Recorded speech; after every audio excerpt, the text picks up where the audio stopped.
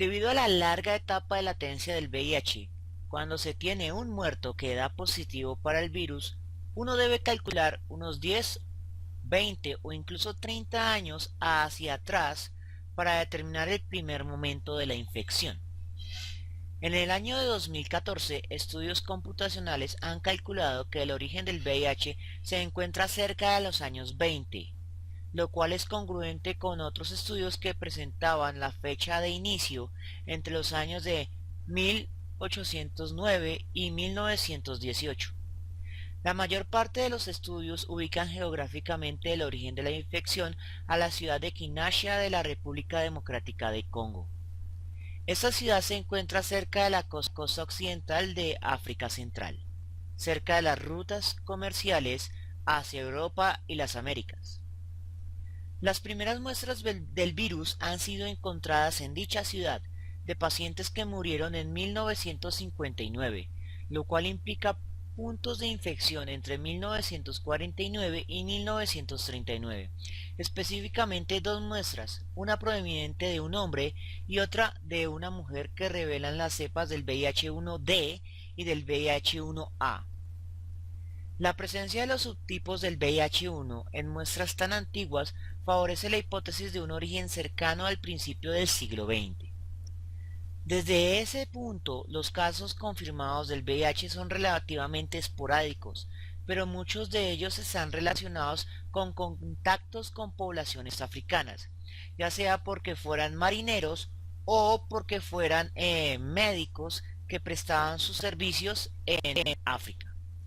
Algunos de los casos más relevantes son el paciente congolés de 1959, Robert Rayford en 1969, Arvid Noe en 1976, Grete Rask en 1977, entre muchos otros.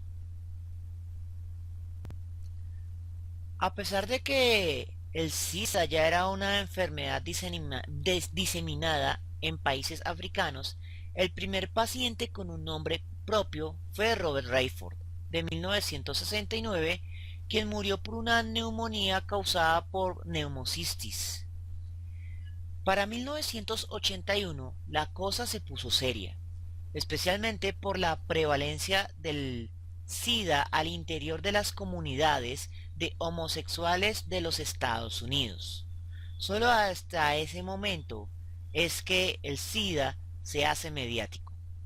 El 18 de mayo de 1981, un periódico gay llamado New York Native realizó el primer artículo sobre una extraña neumonía que era tratada con extremo cuidado en la ciudad de Nueva York.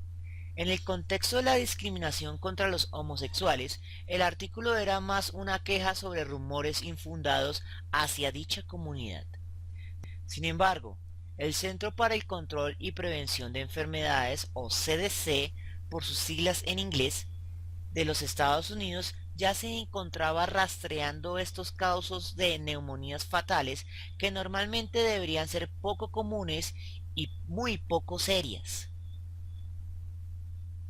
Para junio 5 de 1981 se publicó un reporte de 5 homosexuales muertos por una extraña neumonía causada por neumocistis en la ciudad de Los Ángeles.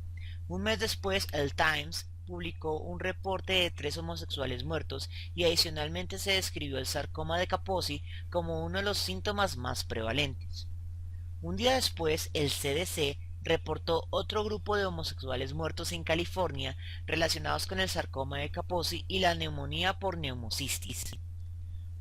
Para finales de 1981, cerca de 121 personas habían muerto por neumonías raras y otros síntomas asociados como el sarcoma de Kaposi.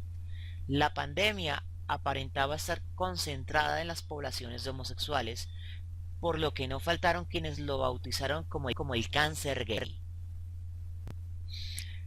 Una película que retrata la histeria de finales de 1980 y principios de la década de los 90 es Filadelfia, con Tom Hanks. Bastante recomendable para hacerse a una idea del fenómeno social que estaba acarreando el SIDA. La catástrofe de 1981 estuvo asociada especialmente a las comunidades de homosexuales de varias ciudades grandes de Estados Unidos de América. Por esa razón, y adicionalmente a la discriminación de los homosexuales, la extraña enfermedad fue denominada originalmente como GRID, Gay-Related Immunodeficiency, o en español, deficiencia inmune asociada a los homosexuales. Para junio de 1982, esta era la idea prevalente, por lo que se buscaba algo común al comportamiento de los homosexuales, como estimulantes sexuales, lubricantes, entre otros, que pudieran afectar al sistema inmune. Adicionalmente, la opinión pública empleó todo el evento para aislar a la comunidad homosexual, lo cual traería fuertes impactos en la cultura occidental hasta nuestros días. El 9 de julio, un grupo de haitianos no homosexuales fueron diagnosticados con síntomas asociados al extraño síndrome, como la presencia del antes muy raro sarcoma de Kaposi y la neumonía por neumocistis. Con estos y otros casos, un factor comenzó a hacerse evidente. No todos los casos del extraño síndrome eran homosexuales.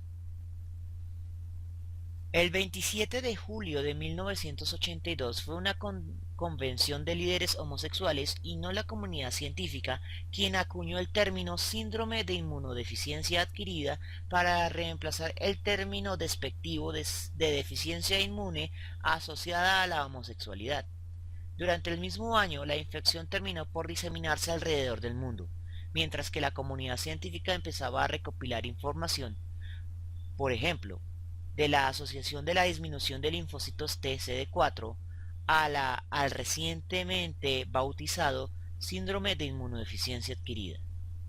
Por otra parte, la diferencia entre etapa aguda y etapa crónica ya empezaba a ser establecida, pues para 1983 los primeros estudios para la identificación del agente etiológico detrás del SIDA se basaron principalmente en la inflamación de los nódulos linfáticos asociados a la etapa aguda.